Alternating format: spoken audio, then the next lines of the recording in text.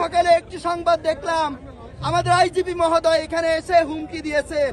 IGP মহোদয়ের কাছে আমার প্রশ্ন, আপনার এখানে যে আইজির জন্য একটি ব্যাজ পরিধান করেছেন, ওই ব্যাজটা ওটা ব্যাজ নয়, ওটা শহীদের রক্ত, শহীদ আবু সাইদের রক্ত। জুলাই সনদ হচ্ছে আমাদেরকে অ্যাড করা হবে না, রাষ্ট্রীয় স্বীকৃতি দেওয়া হবে না, ততক্ষণ পর্যন্ত আমরা জুলাই সনদ মেনে নিই না। প্রয়োজন আমরা হাসিনার বিরুদ্ধে একবার লড়াই করেছি, প্রয়োজনে দেখেন ইউনূস যদি আমাদের বিরুদ্ধে যেতে চায় তাহলে আমরা ইউনূসের বিরুদ্ধে লড়াই করতে প্রস্তুত আছি। দাবি হচ্ছে আমাদের জুলাই সনদে রাষ্ট্রীয় স্বীকৃতি দিতে হবে, অ্যাড করতে হবে। দেখেন ডাক্তার ইউনূস নিজের মুখেই বলেছে, ডাক্তার ইউনূস নিজের মুখেই বলেছে যে আওয়ামী লীগকে তিনি নিষিদ্ধ করেনি, তবে কিছু সময়ের জন্য স্থগিত করেছে। এর মানে তো এই যে আজ থেকে 20 বছর পরে হলো আওয়ামী লীগ ফিরে আসতে পারে। তবে আমাদের যদি জুলাই সনদে আমাদের যদি অ্যাড না করে, রাষ্ট্রীয় স্বীকৃতি না দেয়, তাহলে এখনই তো আওয়ামী লীগ সরকার এসে আমাদের যে হুমকি দেয় যে পেলে মেরে ফেলবে এসে, আজ থেকে 20 বছর পরে এসে আমাদের বললো ওরা তো দেশ উদ্রোহী ছিল, কারণ আমাদের তো কোনো স্বীকৃতি নেই। আমরা সাধারণ পাবলিকের মতো বলবো দেশ উদ্রোহী ছিল। এক লোক সবাইকে নিয়ে যে গণভবনে যেরকম অনেক গুম করে ফেলছিল, মারি চাপা দিয়ে দিয়েছিল, আমাদেরকে এরকম একটা স্থানে নিয়ে ব্রাশ করে মেরে ফেলবে।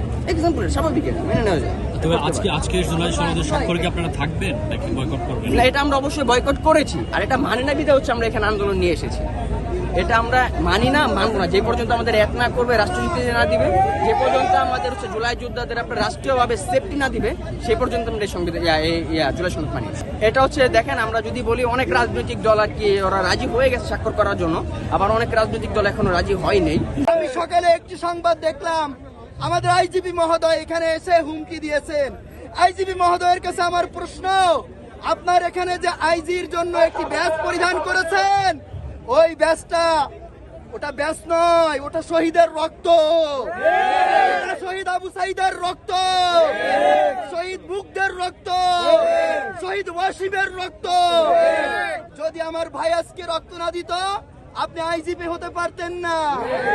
আমার ভাই যদি রক্ত না দিত, আপনার এখানে তলোয়ার র্যাঙ্ক উঠতো না, আপনার জেনারেল র্যাঙ্ক উঠতো না। মনে রাখবেন, এই গাদ্দারদেরকে আমরা ভুলবো না। গাদ্দারির জন্য দেখেন বাংলায় কিছুদিন পর পর অভ্যুত্থান হয়, এই অভ্যুত্থানে আর কতবার আমার ভাইরা রক্ত দিবে? জুলাই এরশাদ গাদ্দারি।